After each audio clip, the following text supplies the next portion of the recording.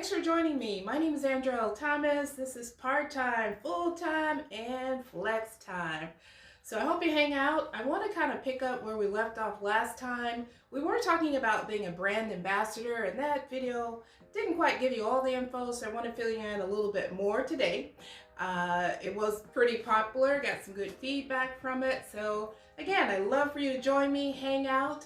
If you're new to this channel, if you didn't get a chance to see that video, I am going to put the title and link to that video below. So feel free to go back and take a look at that. I'll fill you in just really briefly today what a brand ambassador is. But today, what we really want to cover is how to find this opportunity, who they're looking for, and of course the perks of the job. That's always fun. So if you haven't subscribed to this channel, I do ask that you please consider doing that. You may find, if not this opportunity being for you, maybe it fits someone else that you know, or the purpose of this channel and my goal is to share with you information and opportunities about things that I may come across. Probably is going to be a part-time or more like a flex time opportunity. But as expensive as life is, and it's getting more expensive every day, I want to present to you opportunities where you may be able to put more money in your pocket. So sit back, join me. If you haven't subscribed to the channel, again, do consider subscribing. Feel free to leave me a comment or a question. I am good about getting back to you and answering those. Definitely share and comment. And if you find this information helpful, I do ask that you give it a thumbs up.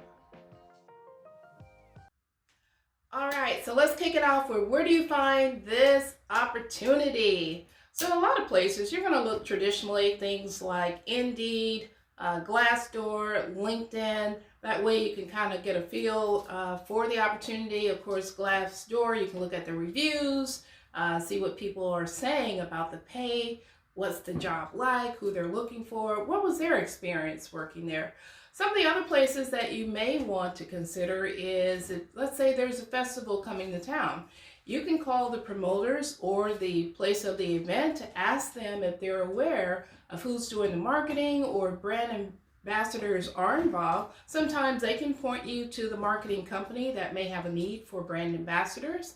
You may also consider things like the auto show. Costco's a good one. Those are brand ambassadors as well, believe it or not. And also, really, if you just see a person doing a demonstration, for short in the industry, we call it a demo. If you see someone doing a demo, simply go up and start chatting with them. Most people are very receptive, friendly. They're happy to tell you about the opportunity. And to me, that really is your best source because they're going to tell you the ins, the outs, how to prepare for the interview, what's it like working for the company, if they have any perks. And of course, I am going to share with you, of course, if you'll hang with me throughout the end of the video, I am going to talk about some of the perks of the opportunity. So the other thing we want to move on and talk about is who are they looking for this opportunity? Well, one thing is you certainly want to be 18 and up for your general products, but if you're talking liquor, keep in mind it's just like purchasing liquor. You have to typically be 21 and up. But it's a great opportunity. It covers a wide range of folks. Typically, prior experience is not required. It's great for a retired person. I will tell you, as part of the job, in most instances, you do want to be able to stand a couple of hours. Typically, a demo will run maybe 2 hours, sometimes 3, 4, and I have spoke to some persons that have done it for as much as 6 hours at a time. Maybe a little bit of break in there, but you want to make sure that you are typically in a position to stand. Not a whole lot of jobs will allow you to sit on the job. Now, let's talk about experience. So all of the jobs don't necessarily require experience. However, one of the things you want to consider when you're filling out your application or submitting a resume, be sure to drop on your life experience. That's really important these days. So if you don't fit the box for prior experience for customer service, marketing, or sales, really highlight those areas, even if you've done something like that on your prior jobs. What they want to see is that you're a people person, that you can engage a crowd, that you're personable, definitely bubbly, you're curious, you're receptive, and you can listen, because in most cases you're going to be bringing back the feedback from the audience to share with the marketing company or the client directly. So keep in mind, not necessarily that you do have to have prior experience, but you want to draw upon those things. Also, familiarize yourself with what it is or how important it is to represent a brand. Most companies are very sensitive about their brand.